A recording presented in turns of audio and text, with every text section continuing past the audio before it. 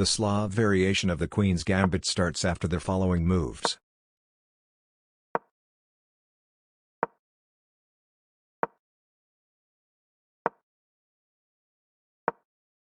One of the most common responses for black here is bishop f5. Here we will take the pawn,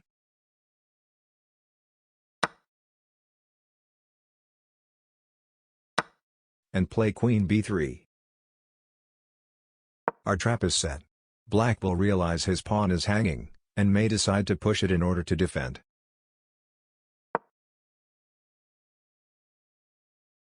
Now we can respond with the amazing move, e4. After black takes the pawn, we can put a knight in the center. Black's best try here is to attack our queen. We will ignore that, and start hunting black's king.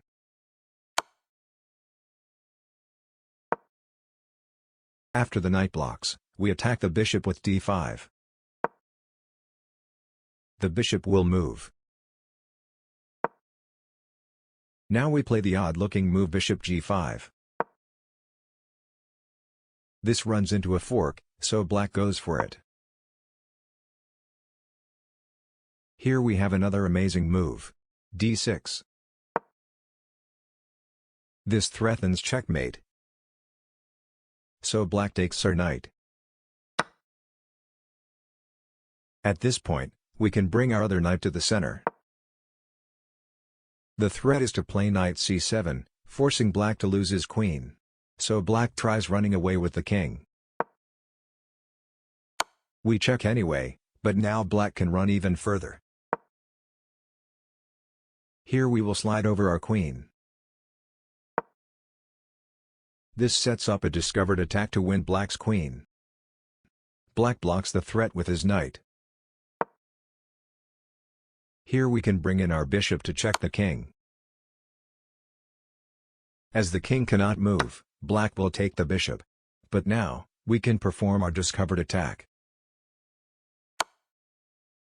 Black is forced to move his king, and we simply take the queen on the next move. The queen's gambit decline goes as follows.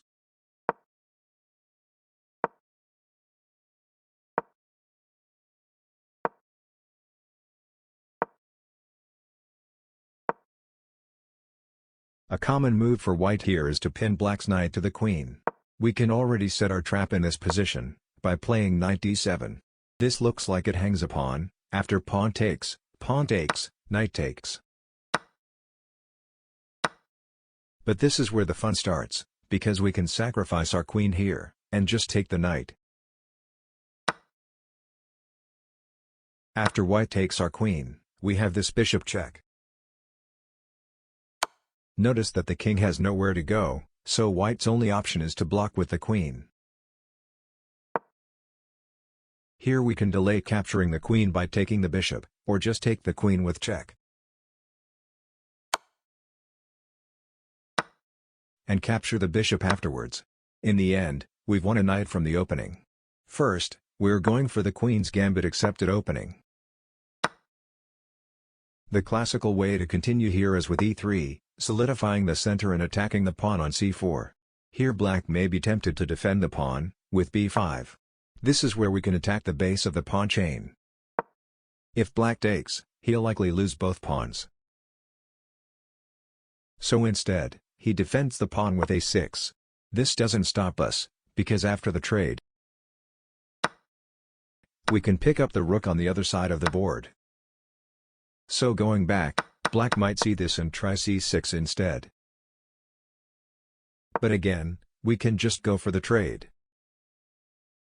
Although it looks like black's position is solid, we now have the crushing move queen f3. The rook cannot be defended without losing another piece. The best black can do here is to give up the knight,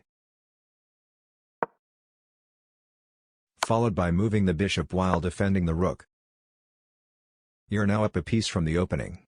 The queen's gambit starts as follows. Black will often defend with the knight here. This is where we will capture the pawn, and attack the knight after the recapture. After the knight moves back, we will just develop our knight. Black plays e6 to get his bishop out. We develop our other knight. Black pins our knight, and we continue with bishop d3. Our trap is now set. Black doesn't suspect anything, and just castles. Here we strike with e5, attacking the knight. Black plays knight d5, putting pressure on our knight. But now we can play the Greek gift, with bishop takes h7 check. If black takes the bishop, we continue with knight g5 check. When the king goes back, we bring in our queen. Black has to give up his queen here in order to prevent checkmate. If he plays rook e8, we finish off the game with this forced checkmate sequence.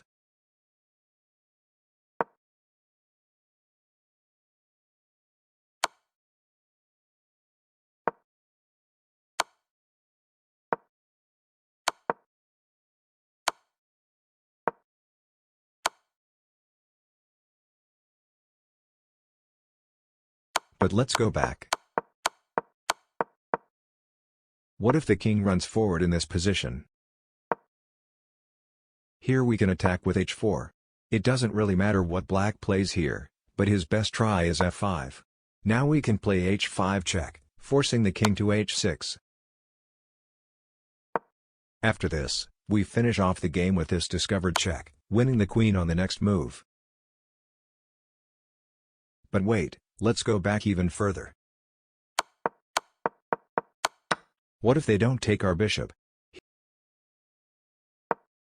Here we play knight g5 anyway. After black takes our knight, setting up discoveries, we ignore that, and still play queen h5. Even though black has a discovered check, we simply move our king. After they take our knight, we bring our bishop back with check. And when the king moves, we take the knight with our bishop, threatening the queen and checkmate at the same time. It looks like f6 prevents both, but here we have this forcing checkmate sequence.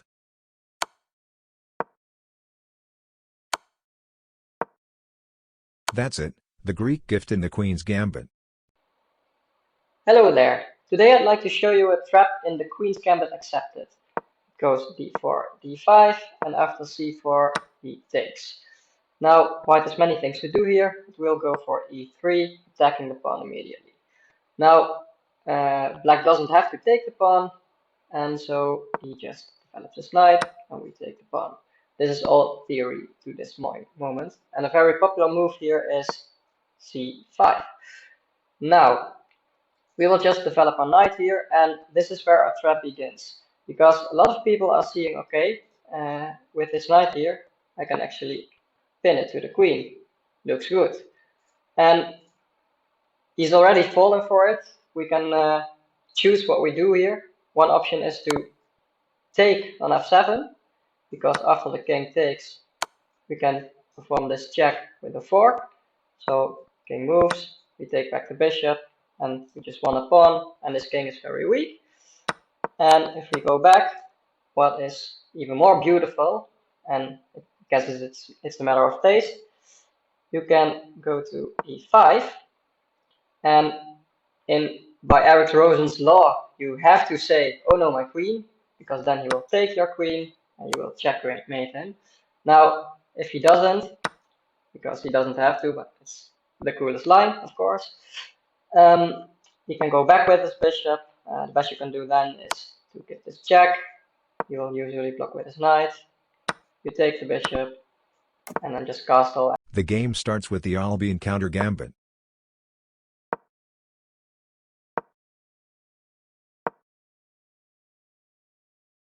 One way for white to continue here is with knight c3.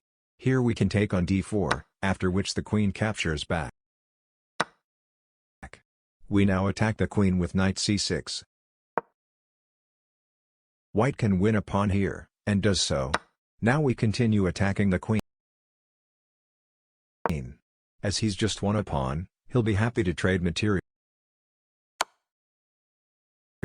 After this trade, our trap is set. White follows basic opening principles, and develops his knight.